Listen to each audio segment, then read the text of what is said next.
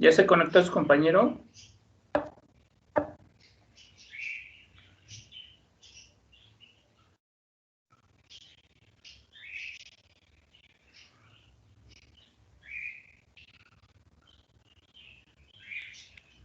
Preguntas acerca de lo que es parálisis de Bell, sobre el calor infrarrojo, electroestimulación.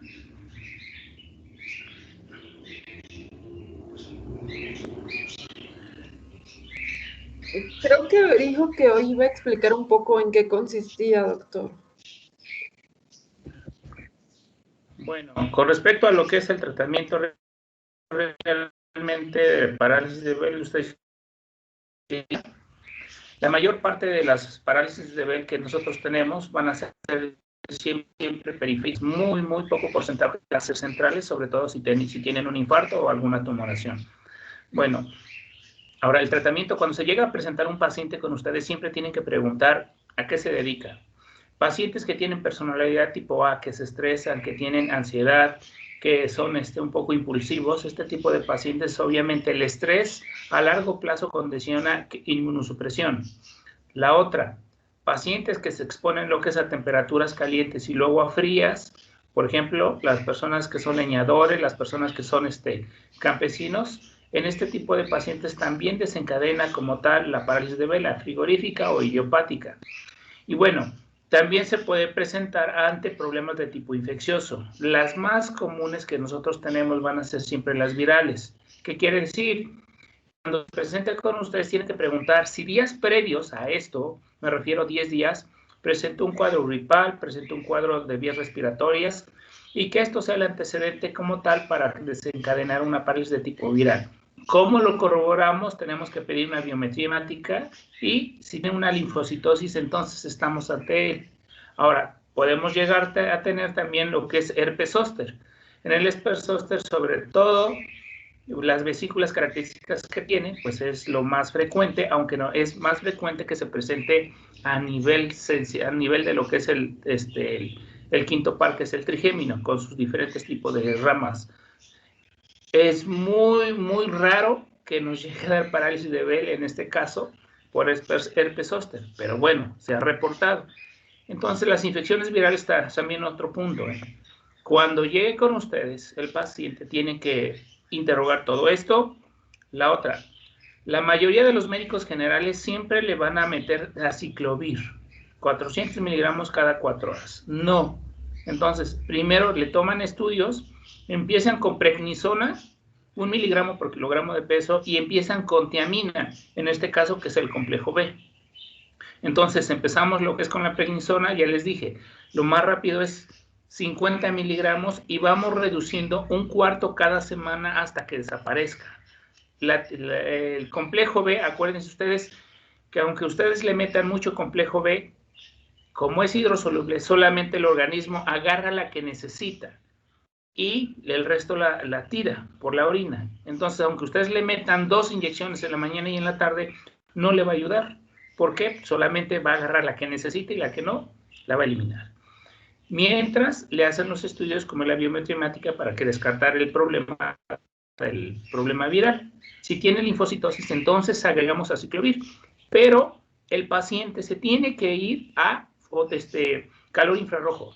El calor infrarrojo se supone que ayuda al neurotrofismo del nervio, a mejorar la circulación, a disminuir la inflamación en el mismo, en la cual se tiene que colocar a una distancia de medio metro a 80 centímetros, aproximadamente de 10 a 15 minutos, no tan cerca porque pueden generar quemadura. Entonces, esa es la función de lo que es el calor infrarrojo. Después de esto, se le colocan electroestimulaciones cerca de lo que es el nervio facial, bueno, eso lo hacen los fisioterapeutas, en la cual estimulan el nervio para que tenga el mecanismo de contracción y que los pacientes empiecen a ver un poquito de recuperación. A veces en la segunda sesión que tienen ellos con el fisioterapeuta, el nervio casi tiene casi toda la función. Cierta pareja va a ser lo que es a nivel de los músculos de los labios o a nivel de los párpados. Tienen que ocluir lo que es los párpados con cloranfenicol ungüento, le colocan ustedes una gasita, evitarse exposición lo que es al sol para evitar sequedad de la conjuntiva. Ahora, ahorita con lo de la pandemia, muchos pacientes tienen las neuropatías, puede ser al primer par o al séptimo par. En este caso, ¿por qué? Porque los pacientes presentan disgeusia o ageusia, no prueban sabores, picante, dulce, amargo, nada.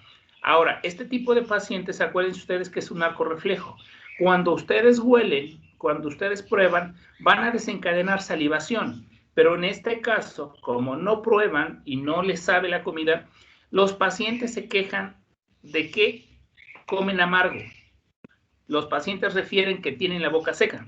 Obviamente, porque no tenemos el reflejo aferente que estimula la salivación y la lágrima. Por eso los van a desencadenar esto, boca seca, y los alimentos van a estar amargos. ¿Cómo lo podemos nosotros mejorar? Con pilocarpina, que es una tableta que es parasimpático mimético que va a generar mejoría de la salivación. Acuérdense ustedes, las glándulas tenemos un efecto simpático y parasimpático. En el simpático me las va a secar. Por eso cuando se enojan, cuando se tienen algún problema emocional, descargan tanta secreción adrenérgica, en este caso simpática, que se les va a secar la boca. Cuando lleguen con ustedes, los pacientes van a decir, es de que me enojé, exactamente me prueban, me saben amargos. Obviamente, para el efecto simpático. Entonces, tenemos que dar cialogogos. Puede ser algún chicle, puede ser limones, puede ser alguna semilla, por ejemplo, de un durazno, que le estén chupando para que estimule un poquito la salivación. Si no mejora con esto, entonces damos pilocarpina para mejorar un poquito la salivación y la lágrima. ¿Ok? El tratamiento es fisioterapia. De un 60 a un 70% del tratamiento es eso. Si ustedes solamente se abocan al tratamiento médico, no va a haber mejoría. En todas las parálisis de Bell central, acuérdense ustedes, tienen que hablar con su paciente, no va a tener mejoría el paciente porque ya tiene una lesión central y no se va a recuperar aunque tenga un poquito de terapia. ¿Quedamos? Ahora, preguntas, chicos. Doc, yo tengo una Hola, duda. hola. A ver. ¿Por qué cloranfenicol para mantener los ojos Ah, húmedos? no. Normalmente yo le recomiendo cloranfenicol ungüento para que no genere, en este caso, resequedad. La hipromelosa o la metilcelulosa, que es la grima artificial, la podemos dar nosotros cada 3 a 4 horas. Los pacientes no se lo van a hacer. Si ustedes le colocan cloranfenicol y le colocan una gasita, va a mantener más húmedo la conjuntiva que la grima artificial. Gracias, Doc. Sí. Doc, otra pregunta. ¿La pilocarpina se debe dar ya cuando de por vida o solo por un tiempo? No. Acuérdate que es una polineuropatía. Mejoramos, regeneramos el nervio, es temporal y ya después se le puede quitar. Pero los pacientes refieren resequedad de boca porque no tienen el estímulo del gusto. Entonces, este tipo de pacientes se les recomienda eso para que mejoren un poquito lo que es la salivación. En los pacientes de síndrome de Sjögren, que afecta realmente las glándulas, en este caso salivales y la lágrima, sí les recomienda la pilocarpina para que tenga lágrima y para que mejore lo que es la salivación. Solamente en esos casos. Gracias, Doc. Doctor, otra pregunta. ¿Alguna otra pregunta? En cuanto hay parálisis por algún proceso viral, ¿lo precede o queda algún tipo de neuralgia? La neuralgia queda sobre todo a nivel sensorial, eso sí, pero a nivel motor pudiera generar una secuela. No del todo se va a regenerar el nervio y puede ser que a lo mejor ciertas zonas te generen un poquito de paresia. La neuralgia, acuérdate que es más en los nervios sensitivos. En los motores, no del todo, pero te pueden generar un poquito de paresia. Gracias, doctor. Sí. ¿Qué otra pregunta, chicos? Doctor, Esto en lo van cuanto a a la vivir día a día. fisioterapia,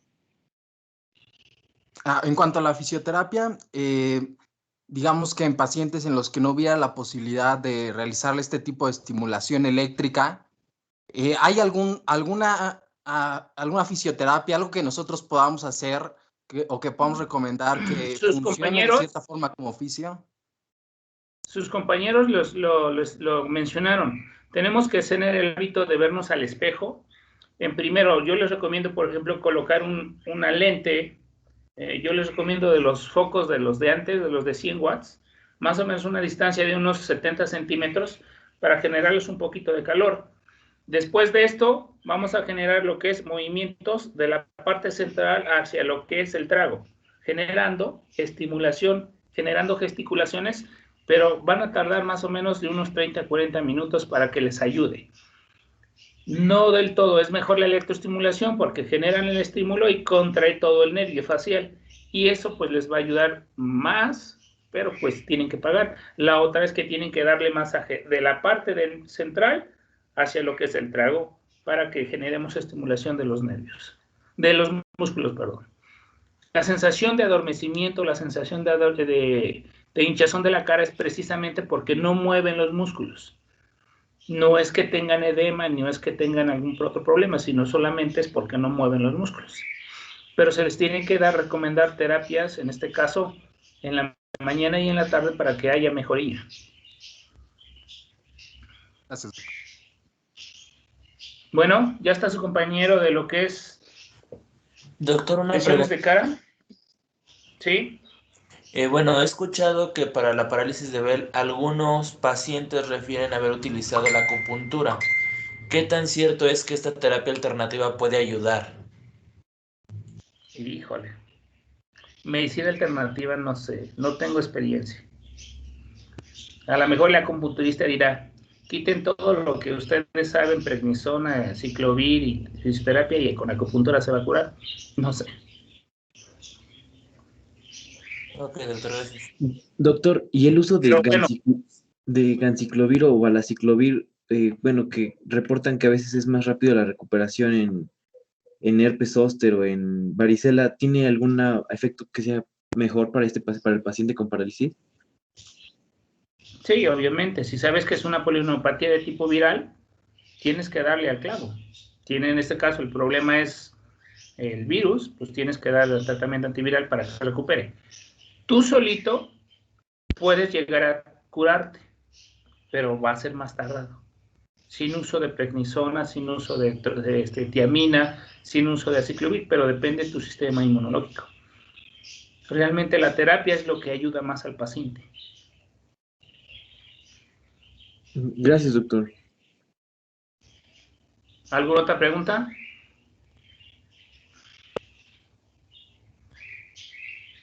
Bueno, empezamos con el tema, por favor. ¿Está con su compañero? No me digan que no está. Eso. Sí, doctor, ¿ya se ve la ¿Sí, presentación? Ale? Sí. No, pero...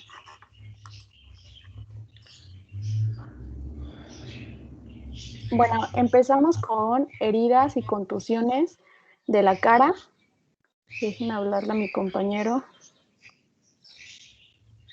Listo. Bueno, vamos a iniciar como tal. ¿Puedes pasarle a la siguiente, Ale, por favor? Sí.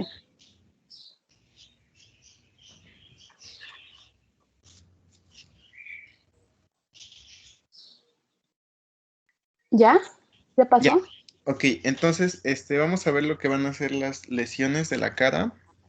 Para empezar, tenemos que saber que tienen una alta prevalencia. Van a ser el 10% de las visitas que se presentan en la sala de urgencias. Y como tal, va a haber diferentes tipos de lesiones de la cara y obviamente dependiendo de la región anatómica que esté alterando, pues va a ser el manejo que se le va a dar. Pueden ser lesiones perioculares, bueno, pueden ser de la nariz, pueden ser de la oreja, de la mejilla y de la boca. Entonces, pues debemos de abordar de diferente manera. En cuanto a las etiologías, van a ser principalmente por accidentes automovilísticos, pueden ser por armas de fuego, trauma térmico, quemaduras químicas, mordeduras, tanto humanas como de animales. Y bueno, entonces, por ejemplo, en estas imágenes vemos en el panel que está en la esquina superior izquierda una herida por arma de fuego. En el panel superior derecho vemos igualmente una herida por arma de fuego, pero en un intento de suicidio. Entonces ya son lesiones que se extienden más y que ya pues obviamente abarca todo lo que es la región bucal, la nariz y tal vez periorbitaria. En la imagen que se encuentra en la esquina inferior izquierda vemos una lesión por mordedura de humano y en la esquina inferior derecha por mordedura de animal, principalmente de perro. Entonces aquí pues sobre todo la mordedura de perro vamos a ver que se presenta principalmente en niños. Y bueno, la violencia y accidentes automovilísticos van a ser la causa predominante en personas de entre 15 y 50 años. ¿Puedes pasar la siguiente, Ale, por favor? Sí, bueno, yo quisiera agregar que en general los patrones de lesiones van a variar mucho dependiendo de la población de pacientes, los resbalones, tropiezos, caídas que se van a generar. La causa generalmente de lesiones aisladas de tejidos blancos, como por ejemplo las laceraciones y las contusiones, van a ser más común en niños y ancianos. Nada más comentando algo acerca de esto, siempre vamos a tener, en la infancia tenemos dos picos, uno entre el 1 año y 2 años, sobre todo cuando empiezan a caminar, la otra es entre los 15 y 18 años, y la otra es en mayores de 60 años. Son los picos que normalmente llegamos a tener en este tipo de lesiones. Entonces, como es una herida, es una pérdida de la continuidad.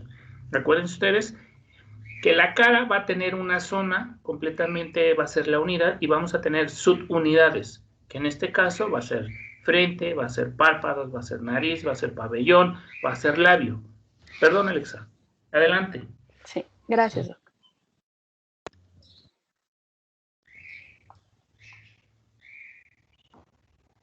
Listo. Ok, entonces vamos a ver, sobre todo, pues mucha de la información que sacamos fue de revistas de cirugía plástica y mencionan que es importante abordarlas adecuadamente las heridas, principalmente por el estigma social que pueden llegar a generar las cicatrices que se generan en la cara. Entonces, ¿puedes pasar la siguiente, Ale, por favor?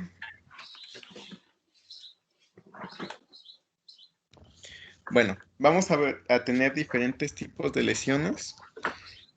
Pueden ser abrasiones, tatuajes, contusiones, abulsiones, mordidas y quemaduras.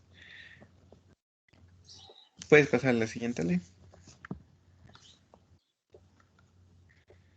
Y en cuanto a los datos clínicos, inicialmente, ahorita vamos a ver cómo se debe de abordar en un inicio un paciente con una lesión facial, pero pues pueden presentarse equimosis, puede haber edema, puede haber hemorragia subconjuntival, puede haber crepitaciones, hiperestesia, obviamente afección del séptimo par craneal, y puede haber también, por lo mismo, una funcionalidad alterada de los músculos de la masticación y de la expresión. Entonces, ahorita les vamos a poner unas imágenes, puedes pasarlo. Ok. Entonces, de manera inicial, en el departamento de emergencias, siempre ante una lesión facial, lo primero que se debe de hacer es asegurar la vía aérea de cuerpos extraños. ¿Por qué? Porque si no se hace esto, se puede llegar a complicar el paciente y pues obviamente por el compromiso de la vía aérea que se está generando. Entonces, siempre se debe de buscar lo que les pusimos aquí en estas imágenes, sobre todo lesiones propias de los huesos, de los dientes, que puedan llegar a irse a las vías respiratorias o a tapar. Y pues obviamente en la tercera imagen se ve una técnica de barrido en la cual si es posible extraer el objeto manualmente, el objeto extraño que puede ocluir las vías respiratorias, pues se debe de realizar. Si no es posible extraerlo manualmente, pues se debe de usar instrumental. Y también es importante verificar que no haya algún tipo de sangrado que pueda, sobre todo en las vías respiratorias. Entonces ya una vez que se aseguró que no existe algún objeto extraño que pueda estar ocluyendo las vías respiratorias, entonces se debe de hacer un control rápido del sangrado nasal y bucal. Entonces se menciona también el uso de ligaduras, pero pues no se recomienda este uso indiscriminado, sobre todo en hemorragias externas, por el riesgo de dañar algunas ramas del nervio facial. Pero pues de manera general, lo primero que se hace es asegurar la vía respiratoria, que no haya algún objeto extraño, que no haya algún tipo de fractura ósea que pueda comprometerla y obviamente controlar el sangrado nasal y bucal. Posteriormente ya se limpian las heridas y pues se deben de irrigar y limpiar para quitar todo el exceso de sangre y ya que se pueda visualizar correctamente la herida, pues ya se pasa al abordaje de los diferentes tipos de heridas. Entonces, aquí una recomendación que dan es que siempre el cierre de las heridas debe ser en las primeras 8 horas, algunos otros autores manejan que en las primeras 24 horas, pero pues obviamente en el departamento de emergencias va a ser lo más rápido posible para evitar una mala cicatrización de la herida. ¿Puedes pasar a la siguiente, Ale, por favor?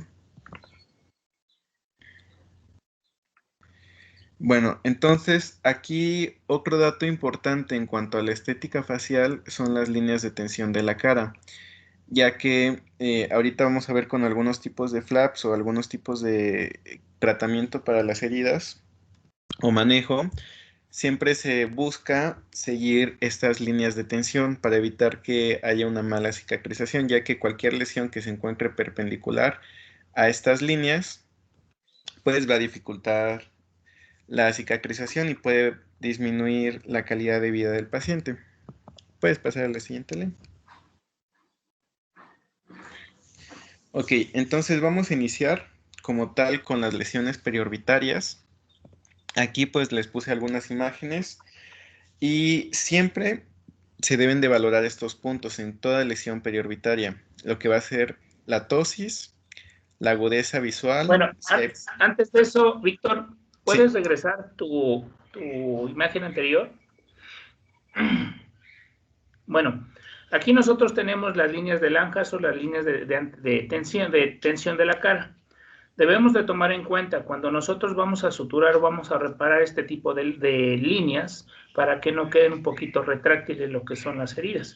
Y bueno, ahí si se dan cuenta también nosotros tenemos surcos, tenemos bordes, tenemos líneas que nos van a servir como referencias anatómicas para que lo que es el cierre.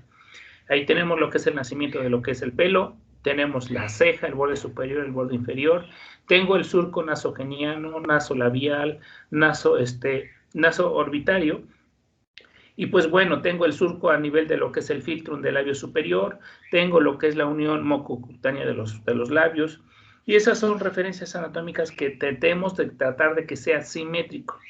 Y ya en base a eso nosotros vamos a ver las diferencias en base a si tenemos mucha pérdida de piel o no, y las suturas que normalmente o las incisiones que normalmente vamos a hacer, las vamos a hacer en sentido de estas líneas para que no queden contracturas o cicatrices retráctiles. Perdón, Víctor, adelante. Sí, gracias. Entonces pasamos a las... ¿puedes pasar a la siguiente, por favor? A las lesiones periorbitarias. Entonces, como estaba mencionando, siempre se debe de valorar la ptosis, la agudeza visual. Obviamente se debe de palpar la región para ver si hay algún tipo de crepitación. Debemos de valorar el borde palpebral, si la lesión abarca o no el canto interno y el canto externo. Y siempre se debe de irrigar el ojo y usar protección ocular, tal fotopatía. Al momento que nosotros estamos manejando este tipo de lesiones, siempre es importante la irrigación del ojo. Entonces, pues vamos a tener que las lesiones pueden abarcar el párpado superior, el párpado inferior, el canto interno, canto externo, o puede haber una combinación de estas regiones.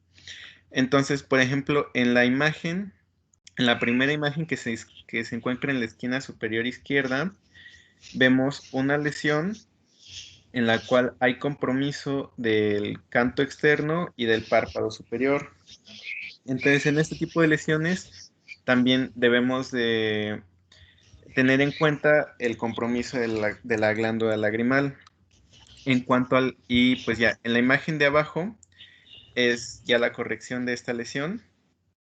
Y ya, en la segunda imagen, en la imagen que se encuentra en medio, en las tres imágenes superiores, ya se observa una lesión más extensa, en la cual pues ya propiamente hay compromiso de toda la región orbitaria. Aquí, como ya hay compromiso del canto interno, igual que en la imagen que se encuentra en justo abajo de esta, en este tipo de lesiones siempre es importante valorar el conducto lacrimonasal. Ahorita lo vamos a ver con más detalle. Y pues obviamente se debe de valorar si hay compromiso, si está lesionado. Ahorita vamos a ver cómo se valora. Y en dado caso de que sí lo esté, pues ya se debe de abordar. Entonces, toda lesión que dañe el tercio medial de los párpados, siempre se debe de valorar el conducto lacrimonasal. Obviamente va a haber diferentes tipos de flaps o de medidas quirúrgicas para corregir esto. Y bueno, entonces tenemos otras imágenes ya que en la esquina superior derecha que ya engloba la región frontal y en la esquina inferior derecha que pues ya involucra tanto a la nariz como obviamente al conducto lacrimonasal. Ok. Entonces, ¿puedes pasar a la siguiente, Ale, por favor?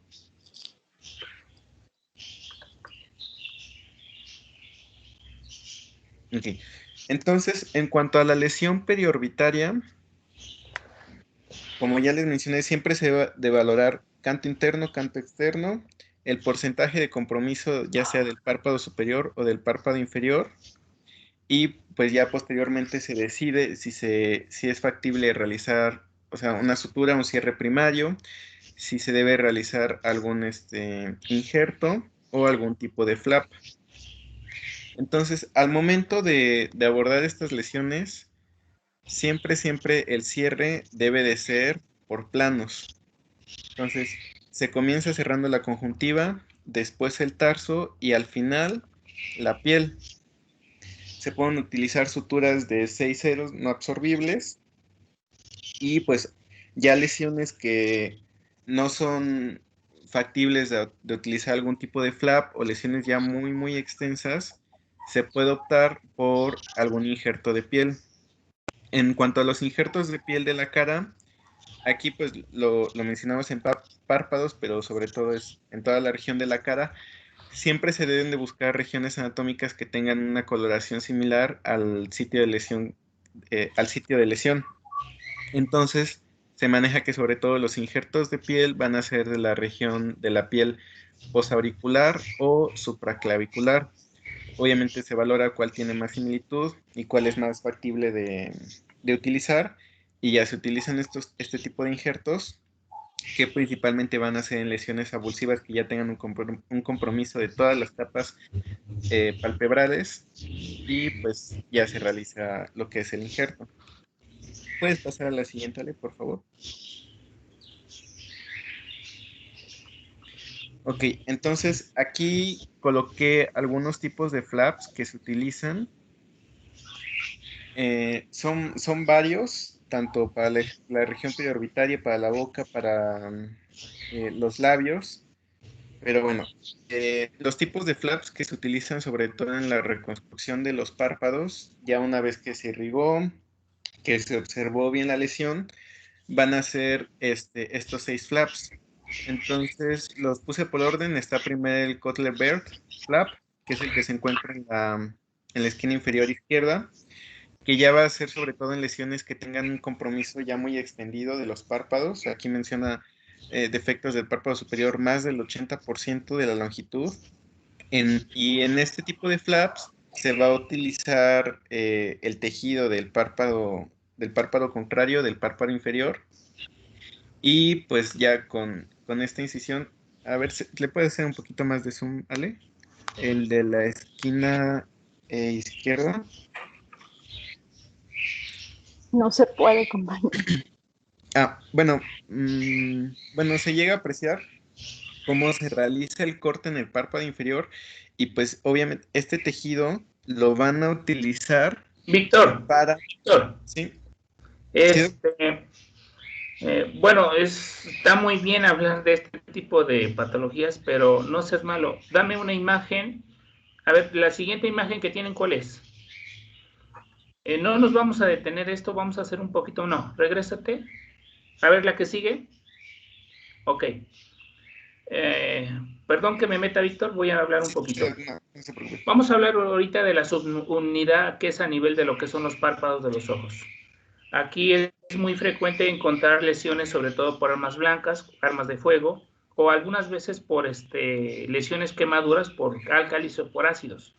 Y bueno, también es muy frecuente secundario a las agresiones físicas por los golpes entre personas. Y bueno, lo más frecuente que nosotros vamos a tener son los hematomas. Los hematomas, acuérdense ustedes que el globo ocular descansa sobre un tejido celuloadiposo en la cual lo mantiene a flote a nivel de lo que es la cavidad orbicular. Y pues tenemos múltiples vasos. Ahí nosotros por eso también podemos llegar a tener hematomas a nivel de los párpados superior e inferior de manera bueno, hematomas grandes. A nivel externo, cuando yo tengo un hematoma, podemos hacer una cosa que se llama cantotomía, que es hacer un corte a nivel de lo que es la comisura externa para tratar de drenar ese coágulo y no me genere el hematoma. El hematoma como tal, acuérdense ustedes que la sangre es muy irritativa, va a dar esa coloración a nivel de los párpados. Entonces hacemos una incisión de 1 o 2 centímetros, drenamos ese coágulo y hacemos compresión. Ahora, lo que van a hacer ustedes siempre en un segundo nivel, en un primer nivel solamente es lesiones del tercio interno, por favor, no manipulen, no suturen, póngale clonafenicol, ungüento, una gasita y envíenlos. ¿Por qué? Porque acuérdense ustedes que tengo yo el sistema lacrimonasal y alguna lesión, alguna obstrucción, si lo realizan mal, les van a echar la culpa. Entonces, de preferencia, primo non nocere. Primero, no hacer daño. Llegó su paciente, lo agredieron, tiene una lesión a nivel del canto interno, probablemente hay lesión de lo que es el sistema lacrimonasal, solamente clonafenicol y envíenlo. Ahora, ¿cómo se repara esto? Si ya hay el oftalmólogo, pues se utilizan tutores en la cual se canulan. Si tenemos un corte del sistema lacrimonasal, se van a tratar de canular, ¿sí?, los conductos y sacarlo a nivel de lo que es el meato inferior para que se ferulice y para que se haga cierre. ¿Cuánto tiempo lo podemos llegar a tener? Desde 4 a 5 o 6 meses hasta que se haya un cierre de forma adecuada. Si yo tengo una obstrucción, una lesión o una estenosis del sistema lacrimonasal, el paciente va a estar siempre con epífora. Siempre, siempre, siempre, y va a ser un poquito incómodo. Si el paciente tiene una obstrucción a nivel de lo que es el sistema de drenaje del sacro lacrimonasal, pues el paciente va a tener la misma sintomatología. Ahora, cuando yo tengo ese problema, podemos hacer ventanas del saco lacrimonasal a la cavidad nasal, haciendo una anastomosis de la mucosa nasal con la mucosa del sistema lacrimonasal. Pero eso ya lo hacen los subespecialistas. Si yo tengo una herida lineal, irregular, anfractuosa a nivel de párpado, y si ustedes tienen en este caso la sutura especial que va a ser un nylon 7, 8 ceros, háganlo. Puntos simples para afrontamiento y no pasa nada. Si ustedes tienen una lesión conjuntival del párpado y del tarso, pues como tú dices, siempre se tiene que reparar primero la conjuntiva, luego el cartílago y posteriormente la piel. Si no lo realizan de forma adecuada, las sinequias conjuntivales son muy frecuentes en ello. Entonces, por eso es muy importante. Entonces, la mayoría de la patología a nivel del globo ocular siempre la vamos a referir. Si ustedes tienen la presencia que le cayó cal, que es un álcalis a nivel de la conjuntiva, hay que lavarla con solución glucosada. Si ustedes tienen ácido que le cayó a la conjuntiva, entonces tienen que lavar con solución fisiológica. ¿Cuánto tiempo? 2, 3 litros hasta que desaparezcan todos los restos de las sustancias que hayan caído a nivel conjuntival. ¿Quedamos? Perdón, Víctor, que me haya metido. Adelante. Tengo una duda. A ver, dime. ¿Por qué usamos dos soluciones distintas si es por sal o ácido? Lo que pasa que en este caso el álcalis va a generar más quemadura a nivel conjuntival, entonces le metemos solución glucosada para que no haga reacción y no se formen no se potencialice el efecto álcalis. Por eso utilizamos en los álcalis solamente solución glucosada y en los ácidos solución fisiológica. Si no tiene nada que sucede a nivel de lo que es en el servicio social, agarren ustedes un agua de esas que venden en la tiendita y a lavar y irrigar lo que es la conjuntiva, colocarle un clonafenicol y enviarlo. ¿Por qué? Porque las sinequias, en este caso por quemadura de conjuntiva, también son muy frecuentes. Gracias. Adelante, por favor, Víctor. Sí, gracias, Doc. Entonces, bueno, ya esto pues nada más se los puse. Esto no es como tal de primer nivel, todas estas técnicas, pero pues rápidamente para mencionar que este tipo de flaps son utilizados sobre todo para que no haya para que haya una correcta cicatrización y no haya algún problema estético. Pero como tal, en primer nivel, como menciona el doc, lo que nosotros tenemos que hacer es irrigar, y pues obviamente derivarlo y verificar que no haya algún compromiso del conducto lacrimosal, que ahorita vamos a ver en la siguiente diapositiva. Entonces, ¿puedes pasarle a la siguiente, Ale, por favor? Ok, entonces... ¿Te dijo algo? ¿Perdón? Es de que me mandó mensaje de su celular de ella, entonces yo creo que no es ella. ¿Yo?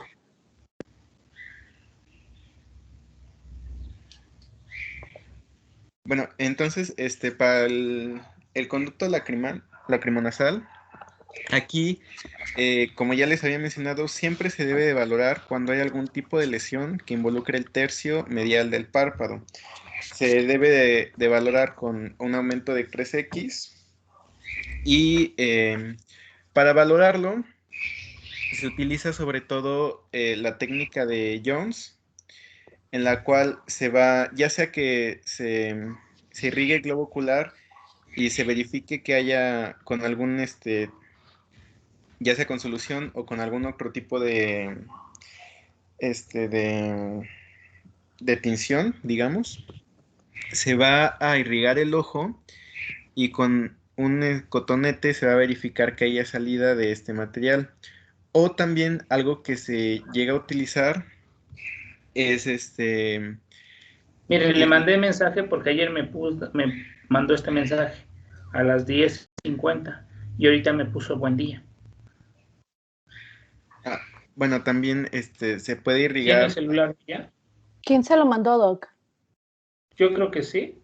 Creo que está hablando por teléfono. Ah.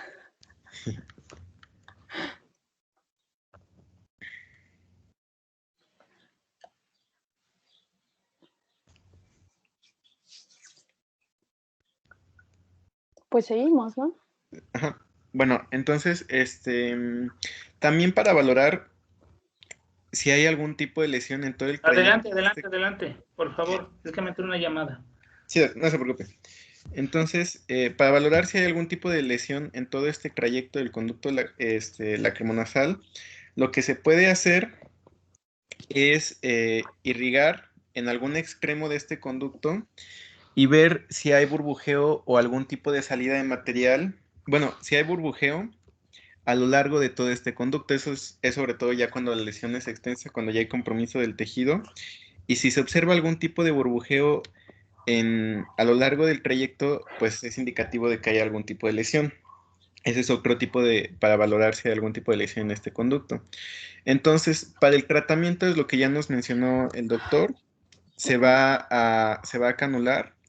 Se menciona que se puede colocar un stent lacrimal de polietileno con suturas de 8 ceros y ya se retira a los 2 a los 3 meses, o pues obviamente dependiendo de cómo vaya avanzando el paciente se puede extender este periodo. Entonces, pues esto es importante, sobre todo canularlo para evitar algún tipo de estenosis que pueda llegar a generar al paciente. Bueno, puedes pasar a la siguiente, Ale, por favor. Y también otra de las cosas que se deben de valorar en una lesión periorbitaria es si puede haber compromiso de los nervios supracocleares y supraorbitarios. y pues por ende va a haber compromiso de la sensibilidad de la región frontal. Es otro dato que se debe de valorar en toda lesión periorbitaria. ¿Puedes pasar a la siguiente, Ale, por favor? Bueno, la nariz tiene un alto riesgo de traumatismo debido a su posición prominente. Cuando nos llega un paciente con lesión de nariz, lo primero que debemos de realizar es examinar el revestimiento externo, el marco y el revestimiento interno. El tejido blando externo se va a evaluar para detectar laceraciones o pérdida de tejido blando. El marco puede evaluarse por asimetría o desviación del dorso nasal. Las fracturas nasales suelen ser muy evidentes, pero podemos también realizar exámenes clínicos o radiografías. Las lesiones cartilaginosas se van a poder visualizar de igual manera fácilmente porque son en herida abierta y se van a realizar también exámenes con espéculos de la nariz interna.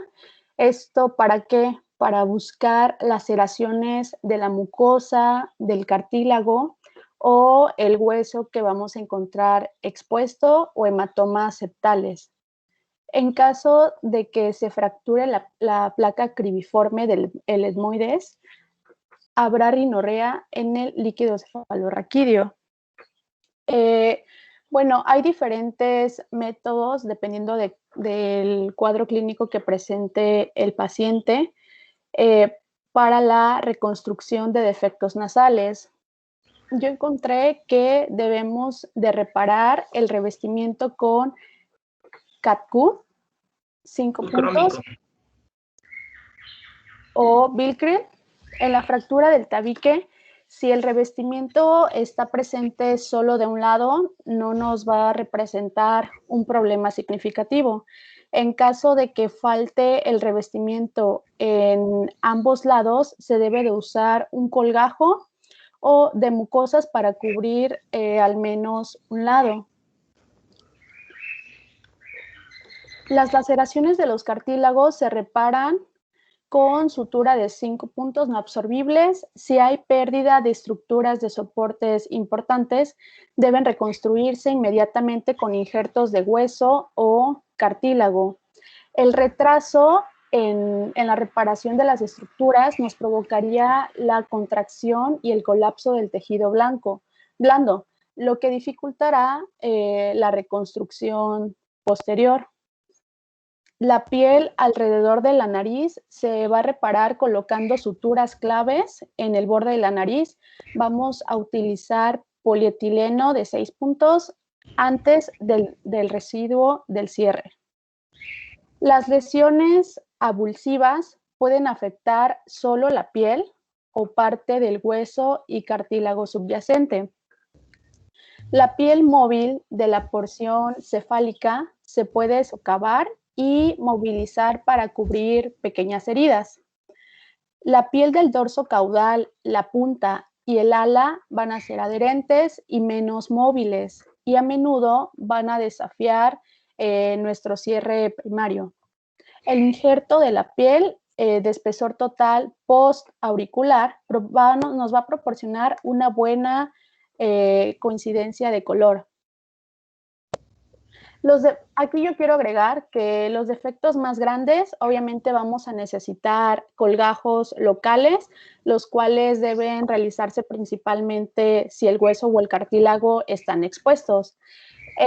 En nariz, lo que leímos es que existen diferentes puntos de vista, contradicciones en cuanto al tratamiento y a la reconstrucción de las subunidades estéticas de la nariz. Se sostiene que si más del 50% de la subunidad de la nariz está comprometida, el resto debe extirparse para que toda la subunidad pueda reconstruirse en bloque. Sin embargo, ese tipo de opiniones han sido cuestionadas a favor de tener una retención máxima del tejido nativo. Desafortunadamente, estos pacientes que tienen lesiones en nariz tienden a requerir múltiples operaciones y con frecuencia tienen resultados funcionales y estéticos deficientes comparado con los pacientes que tienen algunas otras lesiones craniofaciales. Esto también por el tipo de coloración de la piel, que no siempre podemos encontrar el mismo color, entonces en estética pues es muy deficiente.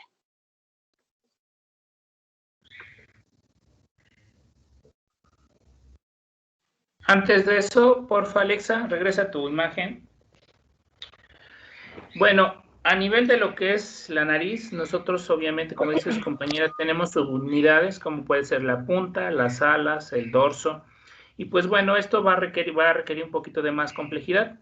Lo que pueden hacer ustedes solamente a nivel de primer nivel es solamente colocar un taponamiento anterior o posterior.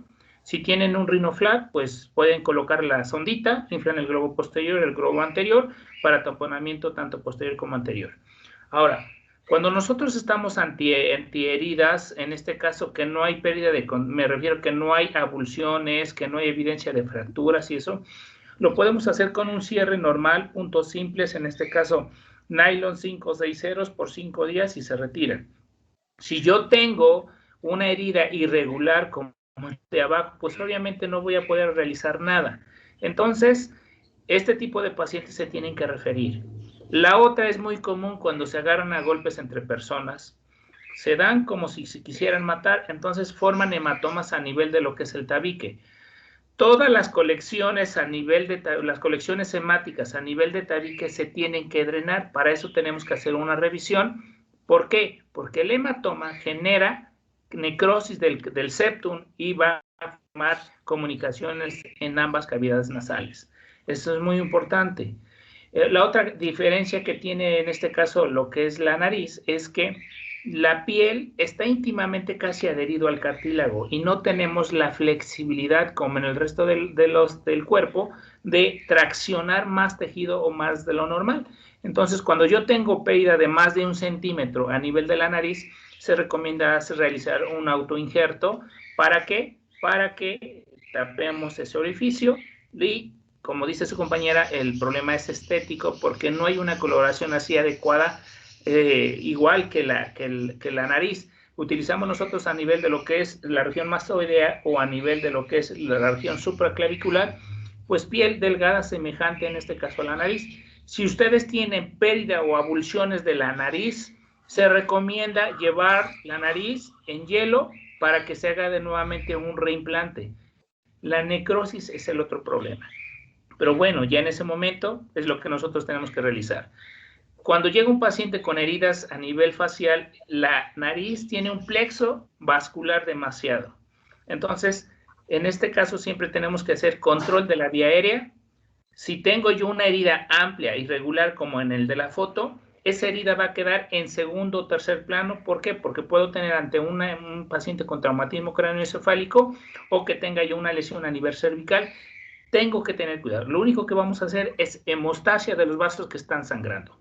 Ese es nuestro papel, y ya que el manejo como tal que lo realice lo que es el cirujano plástico o el cirujano maxilofacial.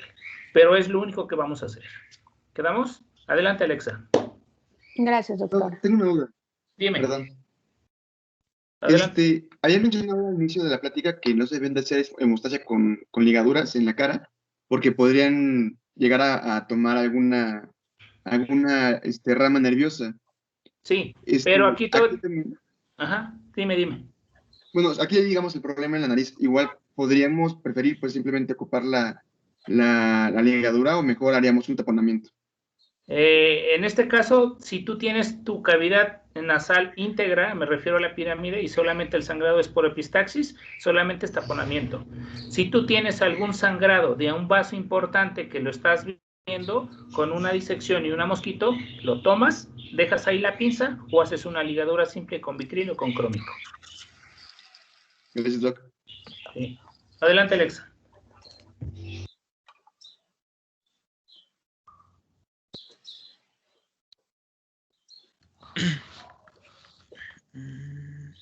Okay. Bueno, vamos a pasar a lo que son lesiones de la mejilla y cavidad bucal.